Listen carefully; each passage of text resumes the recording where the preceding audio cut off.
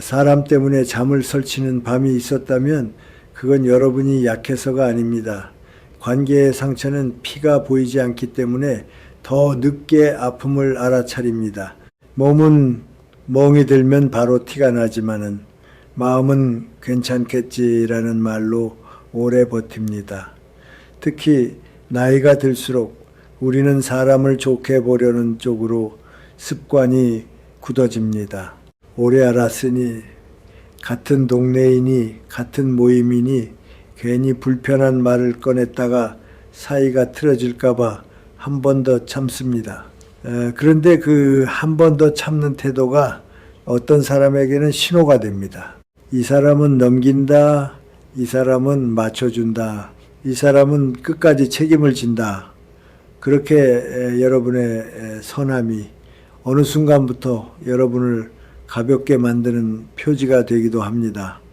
사람의 본색은 큰 사건에서만 드러나지 않습니다. 오히려 아주 사소한 순간에 툭 튀어나옵니다. 큰 자리에서는 누구나 체면을 챙깁니다. 눈이 많으니까요. 하지만 작은 자리에서는 방심합니다. 그때 나오는 말투, 그때 나오는 표정, 그때 나오는 반응이 그 사람의 실제입니다. 그래서 관계가 이상해질 때는 늘 비슷한 감각이 먼저 옵니다.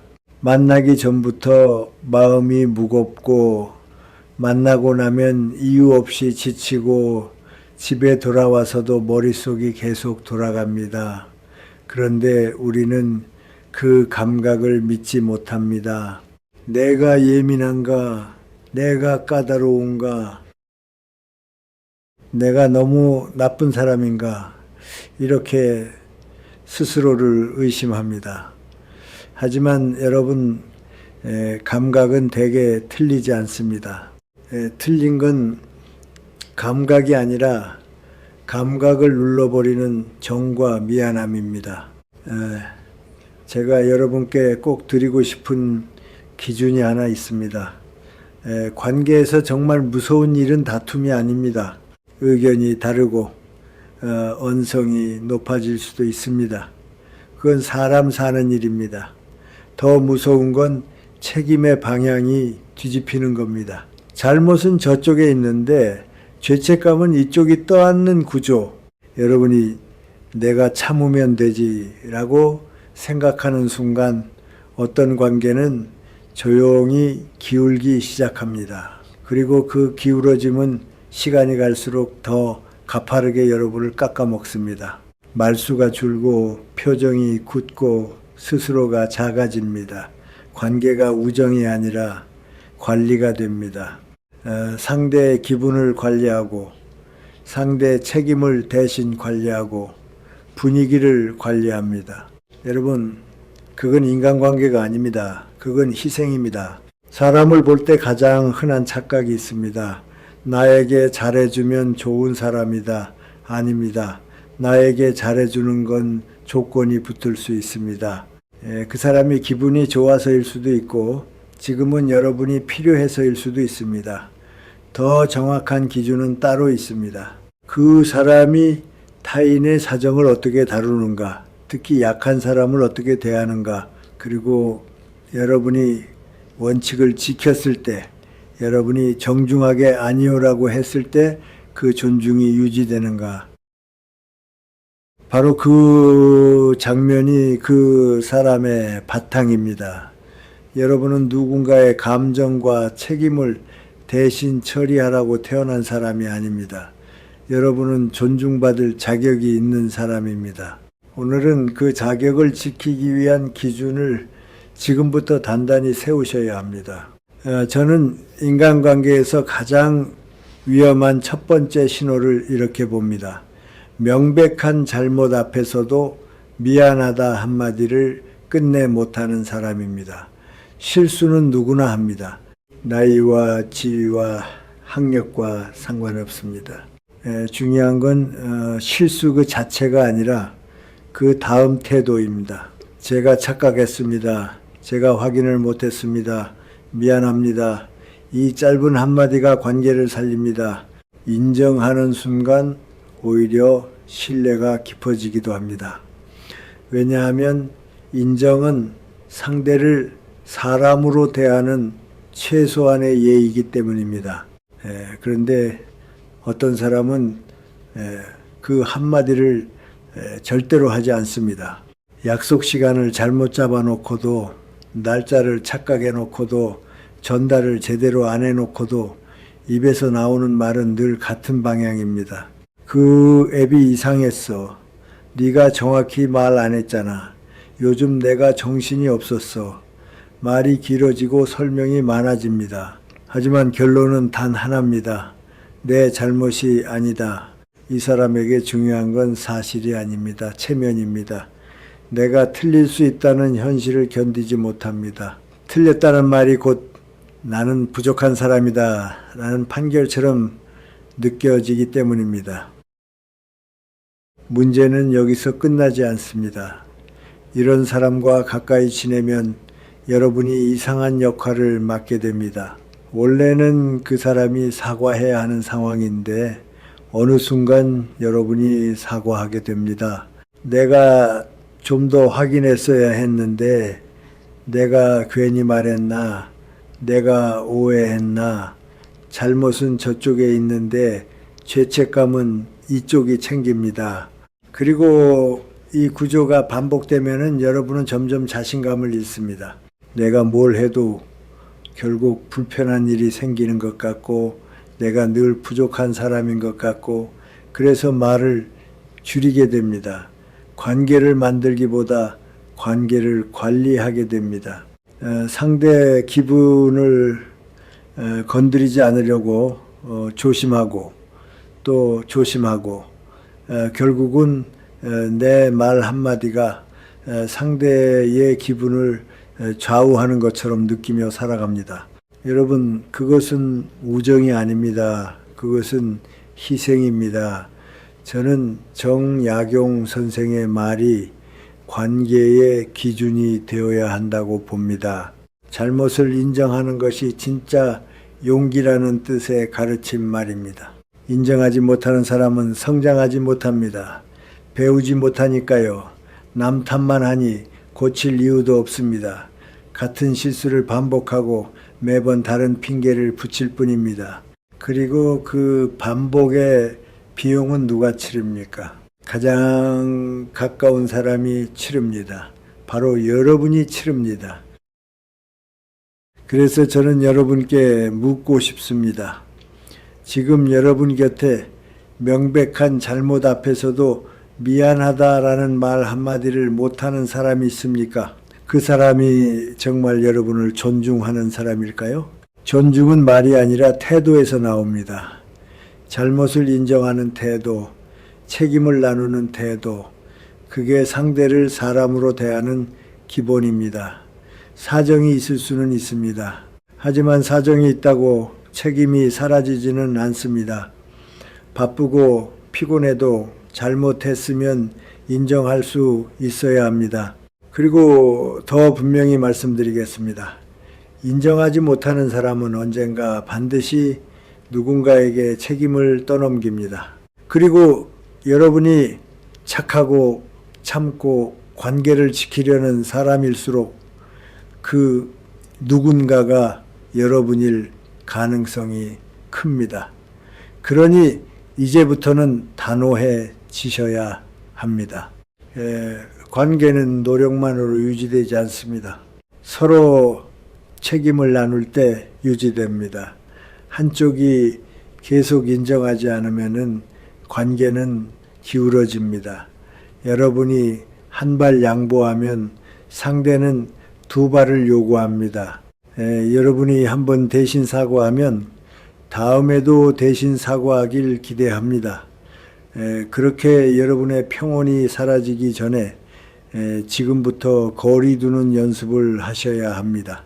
그것은 냉정함이 아니라 자신을 지키는 성숙함입니다. 두 번째로, 멀리 해야 할 사람은 겉으로는 따뜻해 보이지만 속으로는 관계를 무너뜨리는 습관을 가진 사람입니다. 남의 비밀을 함부로 말하고 다니는 사람입니다.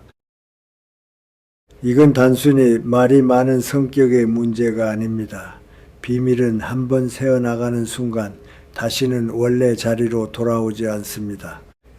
그리고 비밀이 새어나간 뒤에 남는 것은 소문이 아니라 사람의 마음에 생긴 금입니다. 그 금은 겉으로는 보이지 않아도 관계 전체를 흔들어 놓습니다. 여러분도 살면서 마음이 무너지는 순간이 있지요. 가족 문제, 자식 문제, 건강 문제, 돈 문제, 이런 이야기는 아무에게나 꺼낼 수 없습니다. 그래서 어렵게 한 사람을 고릅니다. 그리고 조심스럽게 말합니다. 너한테만 말하는 거야. 부탁인데 비밀로 해줘. 이 말 속에는 정보가 아니라 신뢰가 들어 있습니다. 내 마음을 맡긴다는 뜻입니다. 그런데 어떤 사람은 그 신뢰를 관심을 끄는 재료로 바꿔버립니다. 아주 자연스럽게, 아주 가볍게요. 걱정돼서 조언을 구하려고 나쁜 뜻은 아니야 이렇게 말하면서요. 하지만 여러분, 비밀을 흘리는 순간부터 이미 나쁜 뜻이 시작된 겁니다. 뜻이 좋았는지 나빴는지는 그 다음 문제입니다. 결과가 상대를 다치게 하면 그건 좋은 행동이 아닙니다.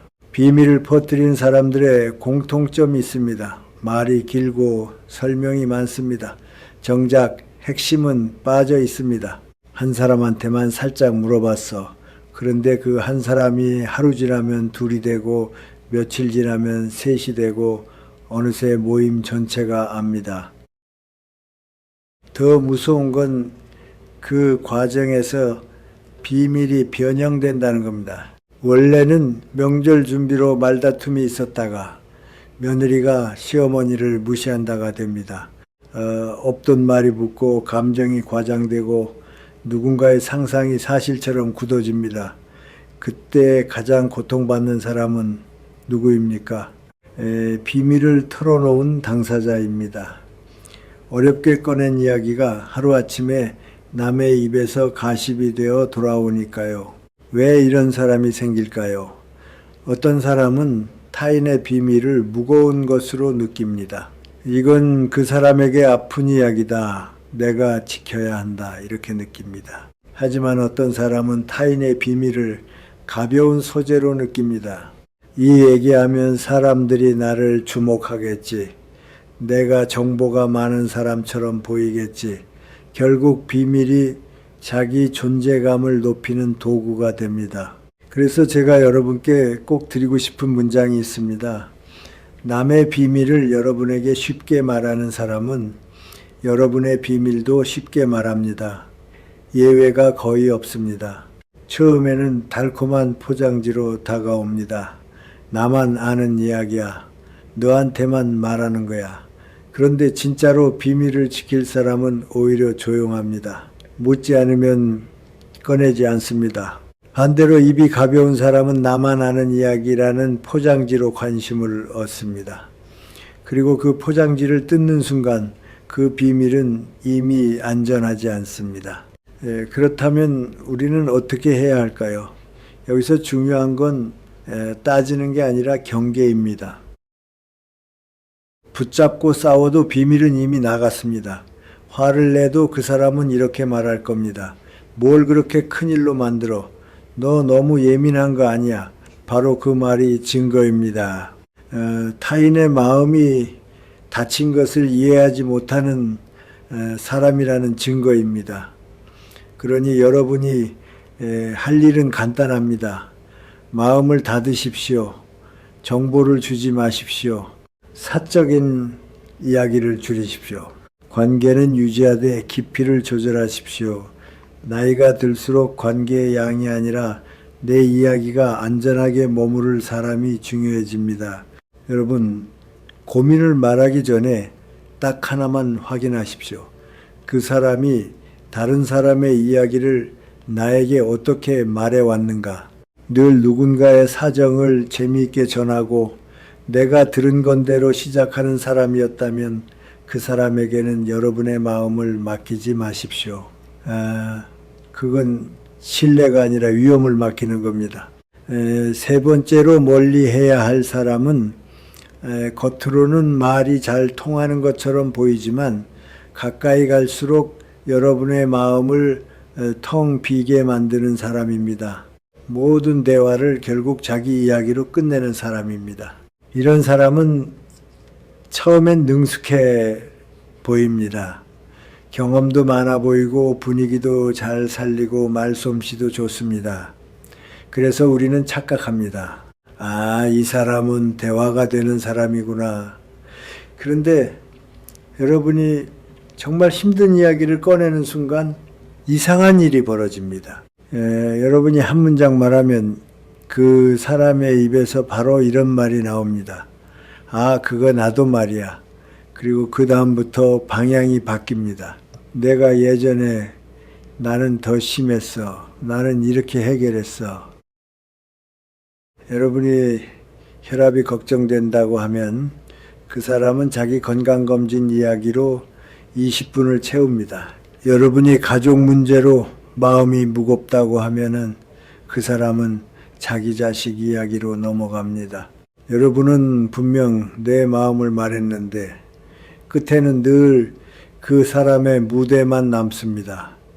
여기서 핵심은 말의 양이 아닙니다. 관심의 방향입니다. 대화는 서로의 마음을 만나는 자리여야 합니다. 그런데 어떤 사람에게 대화는 자기 존재감을 확인하는 자리입니다. 결국 여러분은 상대 이야기를 들어주는 사람, 맞장구 치는 사람, 고개 끄덕이는 사람으로 굳어집니다. 그리고 집에 돌아오면 더 공허해집니다. 친구를 만났는데도 마음이 채워지지 않았기 때문입니다. 오히려 내가 왜 만났지? 라는 생각이 들고 만남 자체가 부담이 됩니다. 왜 이런 일이 생길까요? 이런 사람들은 대개 공감이 부족합니다. 공감이란 상대의 감정을 따라가며 지금 당신이 힘들겠구나를 느끼는 능력입니다. 그런데 공감이 부족한 사람은 상대의 감정을 느끼지 못하고 정보를 처리합니다. 혈압이 높다 하면 해결책을 말해야지라고 생각합니다. 그래서 위로 대신 처방을 내놓고 질문 대신 자기 경험을 늘어놓습니다. 하지만 여러분, 우리가 정말 원하는 것은 많은 해결책이 아닐 때가 많습니다. 사람은 종종 해결보다 이해가 필요합니다. 그래, 많이 걱정됐겠다. 그 마음이 힘들었겠다. 이 한마디가 사람을 살립니다. 그런데 자기 이야기로 끝내는 사람은 그 한마디를 못합니다. 아니, 그 한마디의 가치를 모릅니다. 더 무서운 특징도 있습니다. 이런 사람들은 대화를 경쟁으로 만들어 버립니다. 여러분이 무릎이 아프다 하면 나는 더 아파로 갑니다. 여러분이 요즘 힘들다 하면 나도 옛날에 더 힘들었어로 덮습니다. 여러분의 기쁨도 마찬가지입니다. 좋은 일이 있었다 하면 나는 더 큰 일이 있었어로 눌러버립니다. 그러면 여러분은 어떤 감정을 배우게 됩니까? 기쁨도 말하지 못하고 슬픔도 말하지 못합니다. 결국 그 사람 앞에서 여러분의 감정은 점점 숨어버립니다. 관계가 깊어지는 것이 아니라 여러분이 줄어드는 관계가 됩니다. 여러분, 저는 이렇게 점검해 보시라고 권합니다. 나는 그 사람 이야기를 너무 많이 알고 있다. 가족사, 건강, 취미, 불만, 자랑까지 다 압니다. 그런데 그 사람은 나에 대해 얼마나 알고 있을까요? 내가 무엇을 두려워하는지, 무엇에 기뻐하는지, 요즘 무엇이 버거운지 그 사람이 묻지 않는다면 관심이 없는 겁니다. 관심이 없으면 질문이 없습니다. 질문이 없으면 공감도 없습니다. 그러니 관계는 오래 만나도 얕아집니다. 그렇다면 우리는 어떻게 해야 할까요? 여러분 자신을 탓하지 마십시오. 내 말이 재미없나? 내가 표현을 못하나? 아닙니다. 문제는 표현이 아니라 구조입니다. 상대가 처음부터 받을 그릇이 없었던 겁니다. 방법은 단순합니다. 중요한 이야기는 그 사람에게 하지 마십시오. 만남의 시간을 줄이십시오. 깊은 관계를 맺지 마십시오. 그리고 여러분의 이야기를 끝까지 들어주는 사람에게 시간을 쓰십시오. 중간에 끊지 않고 질문하고 그랬구나 라고 받아주는 사람. 그런 사람이 여러분의 남은 인생을 지켜줄 진짜 사람입니다. 네 번째로 멀리해야 할 사람은 말이 독한 사람보다 더 피곤한 사람입니다. 감정을 다스리지 못하고 폭발하는 사람, 그리고 겉으로는 조용하지만 침묵으로 벌을 주는 사람입니다. 이런 사람 곁에 있으면은 관계는 대화가 아니라 긴장으로 굳어집니다. 여러분의 몸이 먼저 반응합니다. 약속을 잡는 순간부터 피곤하고 만나기 전부터 마음이 조심스러워지고 전화가 오면 심장이 먼저 움찔합니다. 이건 단순히 성격 차이가 아닙니다. 여러분의 평온을 침범하는 관계입니다. 이런 사람들은 대개 아주 사소한 일에서 시작합니다. 커피가 5분 늦게 나왔다고 갑자기 목소리가 커집니다. 직원에게 날이 선 말이 튀어나옵니다. 왜 이렇게 늦어? 확인도 안 하고 내오나? 상대가 사과해도 멈추지 않습니다. 분노의 크기가 상황의 크기와 맞지 않습니다. 여러분은 속으로 이렇게 생각합니다. 저 정도 일로 저렇게까지 화낼 일인가 그렇습니다. 화낼 일이 아닙니다. 그런데도 화를 냅니다. 왜냐하면 그 분노는 지금 눈앞의 커피 때문이 아니라 그 사람 안에 쌓여있던 불안과 좌절이 밖으로 터지는 방식이기 때문입니다. 분노는 종종 상황을 핑계로 삼습니다. 진짜 원인은 내면에 있는데 표면에서는 외부 탓을 합니다. 문제는 그 패턴이 반복된다는 겁니다. 음식이 늦어도 화, 길이 막혀도 화, 누군가가 실수해도 화, 심지어 본인이 조금 불편해도 화입니다. 그때 옆에 있는 사람은 어떤 역할을 맡게 됩니까? 감정의 방파제가 됩니다. 괜찮아, 그럴 수도 있지, 그만해, 창피해, 내가 대신 말할게, 이렇게 달래고 수습합니다. 처음엔 가족이니까 친구니까 같이 있어야 하니까 넘깁니다. 그러나 시간이 지나면 여러분이 더 먼저 지칩니다. 왜냐하면 여러분은 늘 긴장 상태로 살아야 하기 때문입니다. 관계가 눈치 게임이 됩니다. 오늘은 기분이 어떤가? 이 말을 하면 폭발할까? 저 행동을 하면 삐질까?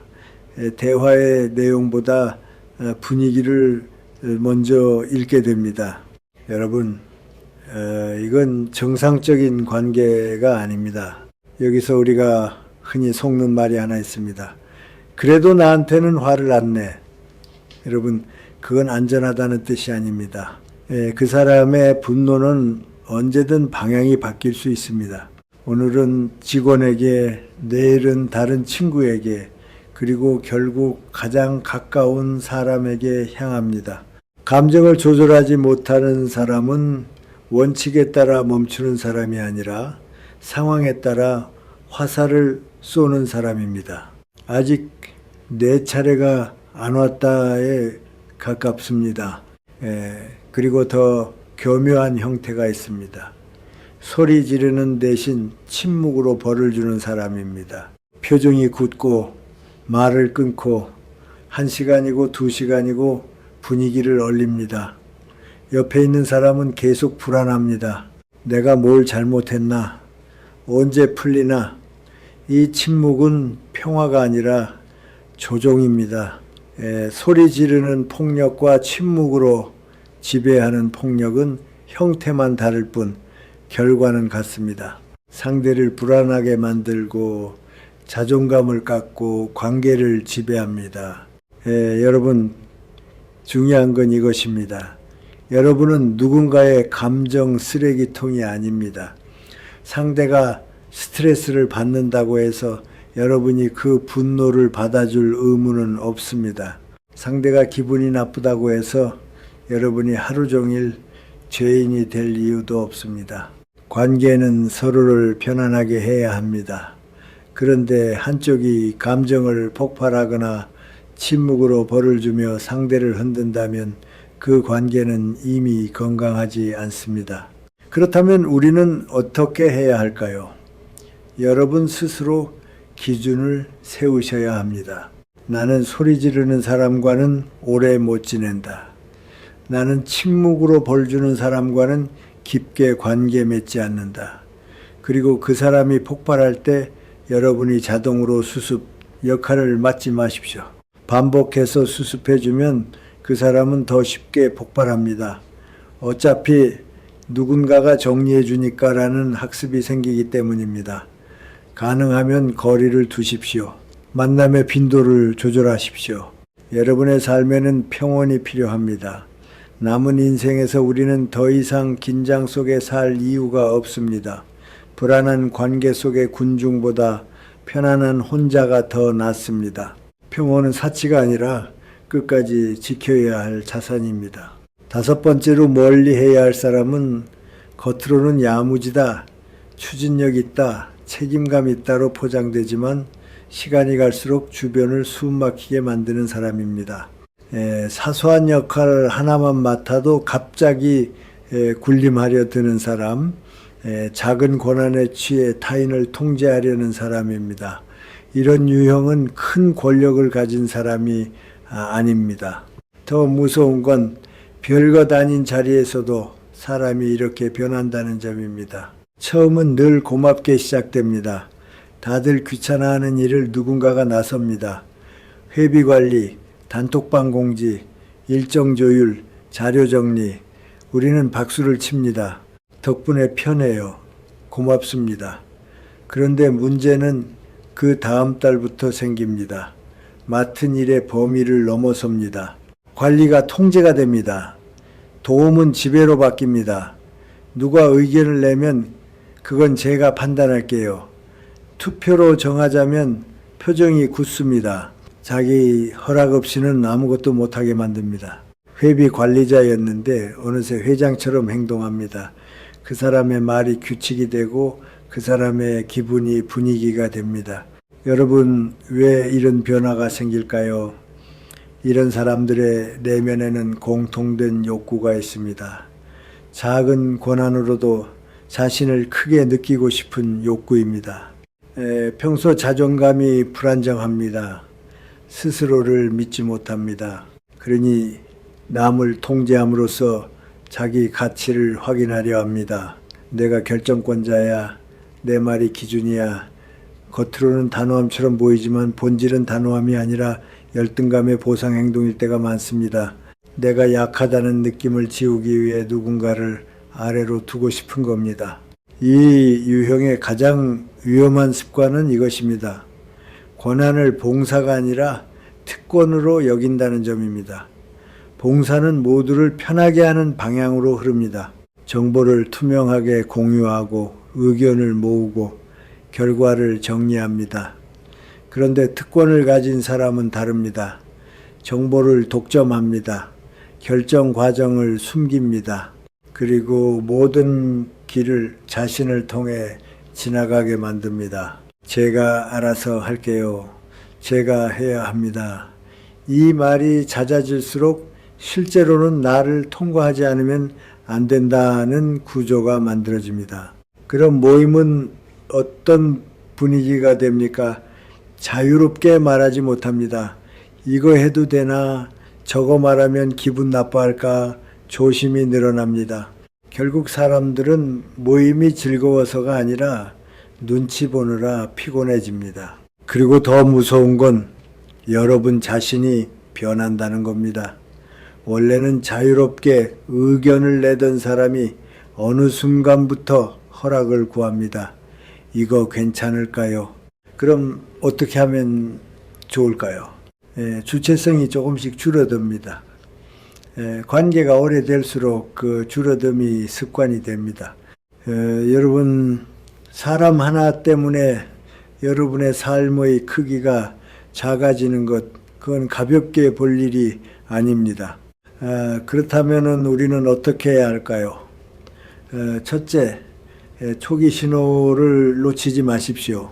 누군가 역할을 맡자마자 말투가 달라지고 결정권을 독점하고 내가 수고하니까 내 말대로 라는 태도를 보인다면 그건 능력이 아니라 경고입니다. 둘째, 기준을 세우십시오. 이건 함께 결정합시다. 정보는 공유합시다. 투표로 정합시다. 이 말에 과민하게 반응한다면 그 사람은 협업이 아니라 지배를 원하는 겁니다. 셋째, 가능하면 거리를 두십시오. 여러분이 그 사람을 바꾸려 애쓰지 마십시오. 권력에 취한 사람은 쉽게 바뀌지 않습니다. 오히려 여러분이 지칩니다. 넷째, 마지막으로 여러분 자신을 확인하십시오. 그 사람을 만나고 난 뒤 내가 자꾸 작아지는지, 말이 줄어드는지, 눈치를 보게 되는지, 그렇다면 이미 답은 나와 있습니다. 관계는 편안해야 합니다. 공동체는 숨 쉬어야 합니다. 작은 고난 때문에 숨 막히는 곳이라면 거기서 여러분의 평온은 지켜지지 않습니다. 여섯 번째로, 멀리 해야 할 사람은 아주 교묘합니다. 겉으로는 사교적이고 예의 바른 것처럼 보이는데 한 번만 유심히 보면 그 예의가 인격이 아니라 계산이라는 걸 알 수 있습니다. 상대의 위치에 따라 태도가 180도 바뀌는 사람, 위에는 굽신거리고 아래에는 거칠어지는 사람입니다. 이런 사람을 경계해야 하는 이유는 단순합니다. 그 사람의 친절이 마음에서 나오지 않고 조건에서 나오기 때문입니다. 여러분, 사람의 인격이 가장 선명하게 드러나는 장면이 있습니다. 그 사람이 나에게 어떻게 하느냐가 아닙니다. 자기보다 약한 사람에게 어떻게 하느냐입니다. 식당에서 직원이 메뉴판을 가져오는데도 눈을 마주치지 않습니다. 말투는 명령입니다. 물 먼저 가져와요. 이거 다시 데워와요. 주세요나 감사합니다. 같은 말이 없습니다. 조금만 늦어져도 표정이 굳고 짜증이 올라옵니다. 계산할 때 카드가 한 번에 안 읽히면 그 화살이 직원에게 꽂힙니다. 옆에 있는 사람은 민망해서 어깨가 굳습니다. 분위기가 이유 없이 험해집니다. 그런데 더 소름 돋는 장면은 그 다음입니다. 우연히 그 자리에서 윗사람으로 보이는 누군가를 만나는 순간 그 사람의 얼굴이 바뀝니다. 목소리가 부드러워지고 미소가 환해지고 고개를 깊이 숙입니다. 조금 전까지 직원에게 날카롭던 사람이 맞나 싶을 정도입니다. 여러분, 이 변화는 단순한 예의가 아닙니다. 예의는 누구에게나 같습니다. 진짜 예의는 상황에 따라 바뀌지 않습니다. 그런데 태도가 바뀌는 사람은 관계를 사람 대 사람으로 보지 않습니다. 관계를 위아래로 나눕니다. 도움이 되는가 안 되는가, 이익이 되는가 없는가. 그래서 높은 사람 앞에서는 극진하게 낮아지고 약한 사람 앞에서는 거칠어집니다. 이건 성격 문제가 아닙니다. 세계관의 문제입니다. 사람을 존재로 보지 않고 도구로 봅니다. 그리고 그 세계관 뒤에는 대개 강한 불안이 있습니다. 자기 자리에 대한 불안, 인정받지 못할까 하는 불안, 뒤처질까 하는 불안. 그래서 그 불안을 잠재우는 방식으로 서열 확인을 합니다.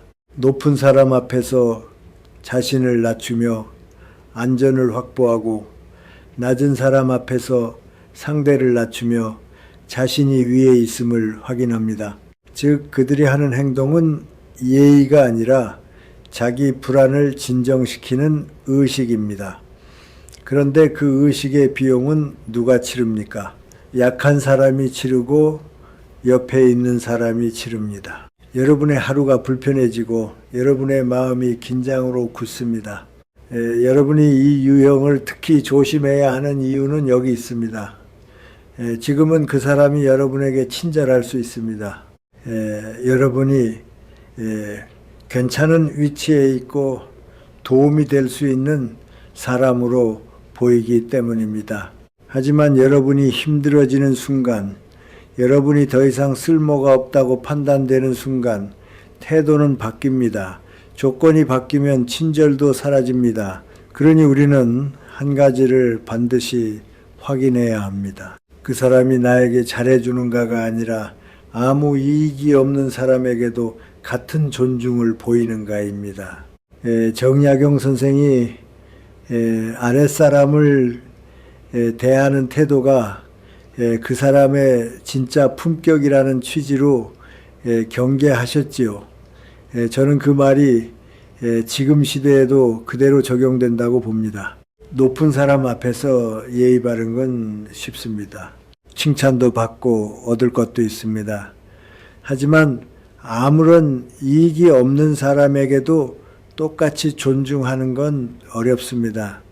그래서 바로 그 자리에서 인격이 드러납니다. 서비스 노동자, 택배기사, 경비원, 콜센터 상담원, 그들에게 무례한 사람은 여러분에게도 언젠가 무례해질 사람입니다. 다만 아직 여러분의 조건이 좋으니 잠시 친절할 뿐입니다. 그러니 여러분 관찰하십시오. 여러분 앞에서는 친절한데 다른 사람 앞에서는 거칠어지는지 그 장면을 보고도 원래 성격이 급해서 그래라고 합리화하지 마십시오. 급해도 예의는 지킬 수 있습니다. 급함은 변명이지 이유가 아닙니다. 그런 장면이 반복된다면 관계의 깊이를 조절하십시오. 깊게 엮지 마십시오. 함께 여행, 돈거래, 공동 프로젝트 같은 얽힘을 만들지 마십시오. 계산으로 맺어진 관계는 계산이 끝나면 끝납니다. 여러분의 평온은 그런 계산 위에 세워질 수 없습니다. 7번째로 멀리 해야 할 사람은 관계의 마지막을 가장 분명하게 보여주는 사람입니다. 부탁을 거절하면 태도가 돌변하는 사람입니다. 이 유형은 처음에는 천사처럼 다가옵니다. 꾸준히 챙깁니다. 반찬을 가져다 주고 과일을 나눠주고 안부를 묻고 혼자 있으면 심심하지 않냐며 마음까지 써줍니다. 여러분은 고맙습니다. 이렇게까지 안 하셔도 됩니다. 라고 말해도 그 사람은 웃으며 말합니다. 좋아서 하는 거야. 그 말이 따뜻하게 들립니다. 그래서 우리는 믿습니다. 정이 많은 사람이구나. 그런데 시간이 지나 어느 날 그 사람이 조심스럽게 한 가지를 꺼냅니다. 명의를 빌려달라거나 보증을 서달라거나 돈을 잠깐 빌려달라거나 누군가에게 부탁을 전해달라거나 겉으로는 작아 보이지만 여러분 인생을 흔들 수 있는 부탁일 때가 많습니다.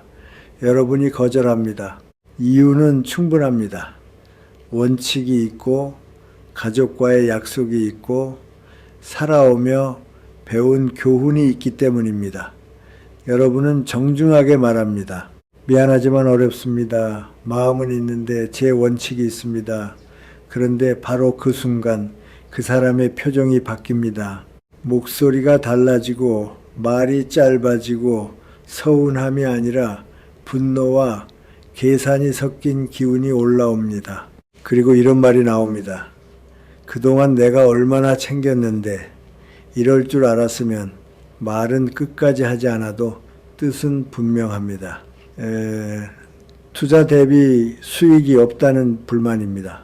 그 다음 날부터 연락이 뚝 끊깁니다. 길에서 마주쳐도 인사만 하고 지나갑니다. 과일도 반찬도 안부도 사라집니다. 여러분은 허탈합니다. 그동안의 친절이 진심이 아니었나 맞습니다. 진심이 아니라 계산이었습니다. 여러분, 이 유형이 가장 무서운 이유는 친절이 미끼로 쓰인다는 점입니다. 친절은 원래 좋은 것입니다. 우리는 친절한 사람에게 마음을 엽니다. 그런데 어떤 사람은 친절을 순수한 마음이 아니라 심리적 빚을 쌓는 도구로 씁니다. 오늘은 반찬을 주고 내일은 안부를 묻고 그 다음은 도와주고 그렇게 쌓아둡니다. 그리고 언젠가 큰 부탁을 꺼낼 때 여러분이 거절하기 어렵게 만듭니다. 내가 이만큼 했는데 라는 압박이 작동하니까요. 여러분, 그것은 관계가 아닙니다. 거래입니다. 거래는 반드시 계산서를 요구합니다. 여기서 절대 속지 말아야 할 말이 있습니다. 명예만 빌리는 거야. 보증만 서주면 돼. 절대 피해 안 가. 여러분, 인생에서 가장 위험한 부탁은 늘 간단해 보이는 얼굴로 옵니다. 정말 간단하다면 왜 그 사람이 스스로 하지 못할까요? 왜 굳이 여러분이어야 할까요? 부탁이라는 건 결국 자기 부담을 남에게 옮기는 행위입니다. 특히 보증, 명의, 돈, 이 세 가지는 인간관계에서 가장 많은 비극을 만들었습니다. 그리고 그 비극은 대개 너는 믿을만 해서라는 칭찬으로 포장되어 시작됩니다. 믿는 것과 위험을 떠넘기는 것은 다릅니다. 그렇다면 우리는 어떻게 해야 할까요? 첫째, 거절을 두려워하지 마십시오. 거절은 죄가 아닙니다. 거절은 여러분의 경계를 세우는 행위입니다. 경계가 없는 사람은 결국 이용당합니다. 둘째, 거절했을 때 상대가 보여주는 태도를 기억하십시오. 거절 후에도 존중이 유지되면 그 사람은 사람입니다. 하지만 거절 후에 냉담해지고 비난하고 관계를 끊으면 그 사람은 처음부터 목적을 가지고 접근한 겁니다. 그럴 때 여러분이 해야 할 일은 붙잡는 게 아니라 보내주는 것입니다. 떠나는 사람을 붙잡으면 다음 요구가 더 커집니다. 셋째, 여러분 자신의 마음을 지키십시오. 내가 너무 냉정했나? 내가 미안한가? 그 죄책감이 바로 그 사람이 여러분을 흔드는 지렛대가 될 때가 많습니다. 죄책감은 여러분을 약하게 만들고 약해진 마음은 이번 한 번만을 허락하게 만듭니다. 그리고 그 한 번이 두 번이 되고 세 번이 됩니다. 그러다 큰 사고가 납니다. 여러분, 거절을 지켰다면 이미 여러분은 지혜로운 선택을 하신 겁니다. 죄책감이 아니라 안도감을 느끼셔야 합니다. 다행이다. 지금 알아서. 마지막으로 꼭 기억하십시오. 사람의 본성은 평안할 때가 아니라 거절당했을 때, 손해를 봤을 때, 기대가 꺾였을 때 드러납니다. 기분 좋을 때 친절한 건 누구나 합니다. 하지만 기대가 깨져도 존중을 지키는 사람, 그 사람이 진짜 사람입니다. 여러분은 누군가의 목적이 아닙니다. 여러분은 그 자체로 소중한 사람입니다. 거절 한 번에 사라지는 사람에게 미련 두지 마십시오. 보내주십시오. 그리고 남은 시간은 조건 없이, 계산 없이 여러분을 아끼는 사람에게 쓰십시오. 그것이 노년의 평온이고 삶의 품격입니다.